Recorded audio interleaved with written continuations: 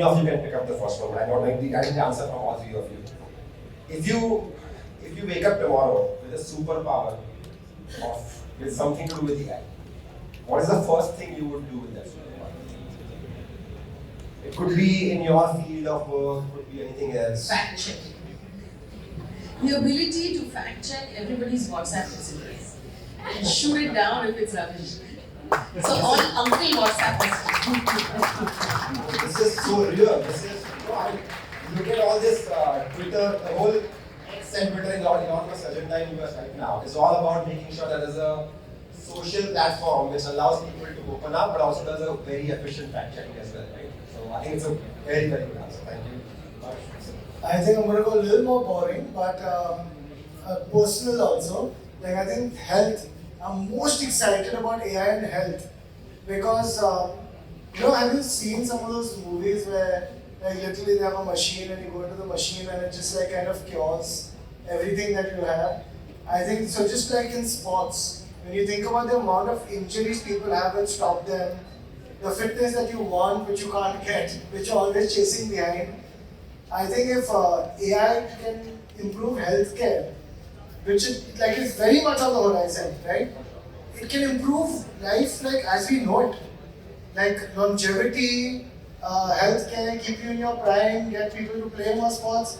Like I want to play sports for like 20 more years, but that's not possible unless AI figures this shit out. Sorry to interrupt you, but I know that there's a project right now, Government of India and Google, where they're looking at, so India's worst problem is tuberculosis because it's contagious and nowhere else in the world is TB such an issue. So they're figuring out a way where they can tell whether it is just a lung infection or TB by the sound of the cough. Wow, which would make detection so much faster, especially in rural India, and then treatment that much better. This is such a great example of the problem that you are also talking about, Harsh. Is that a lot of times we end up thinking about we think that solution to complex problems also have to be complex. But it's a great example of solutions being simple, and I think that's the game. So elegant. And it's such a cliche thing also. I mean, we all taught about this in childhood, but it becomes real more and more as you grow. That's it. After these profound answers, man, it's going to sound really, really The bar is too high now. But I think, well, I'm not even going to try to reach it because I'm going to sound very selfish about this and say that the ability to tell whether a piece of content one is putting out will be a hit or a flop with complete definitiveness. Yeah, we would also love it because we won't go to a movie and be like, after 2.5 hours, you'll be like, oh my god, what just happened? Exactly. Every time we'll be like, oh wow. This is great because these guys knew this would work. Yeah. I have so many follow-up questions on that. I don't know. Okay, this is the last question for the evening, and then I would love to take one or two questions from the audience also. So if you have anything in mind, please organize your thoughts. We'll quickly take one or two. One line advice for the audience in terms of somebody pursuing AI in your industry. So I can go actually. For all of you folks, I've been in tech for like 20 years now. And I think just AI, the most important thing I can tell you is don't use it as a hammer looking for a nail, right? Because अभी सबको कुछ चिपकाना है, right? Like anything to do, you'll be like, this mic also I'll use AI, this table also I'll use AI. Just solve a real problem. Continue finding problems that you are deeply passionate about, which are large problems for humanity, of our large market sizes, and figure out if AI can help you solve it better. Please don't start with AI ko kahan chapka hai, right? So that's the one thing I'll tell you. Rightly said.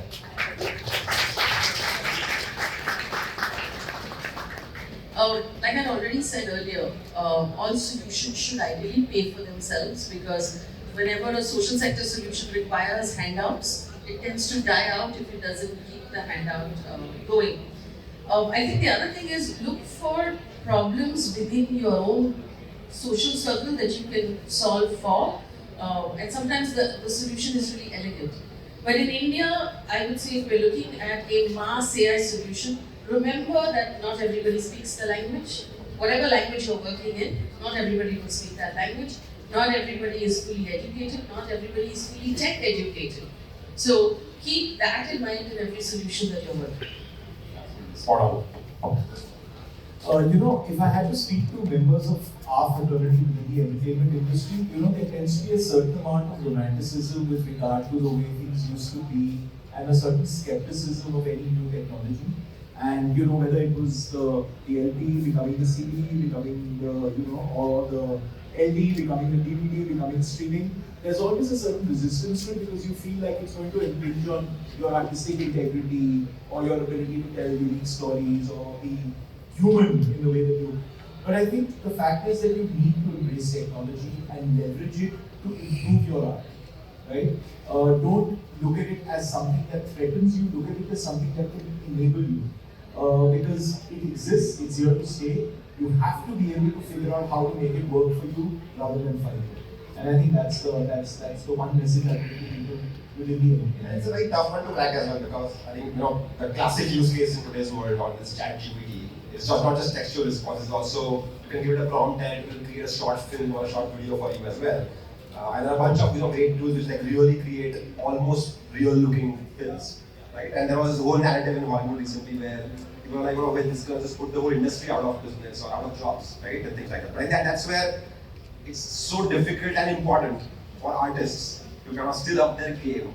And I'm sure, and history has always, kind of showed that whether it's a industrial revolution or digital revolution or .com boom or whatever happened to the world, every time technology has only made humans push forward and become even better and more creative at things which humans are designed to do, beyond the capabilities. So with that, we are at 4:54, and I think I did a very good job.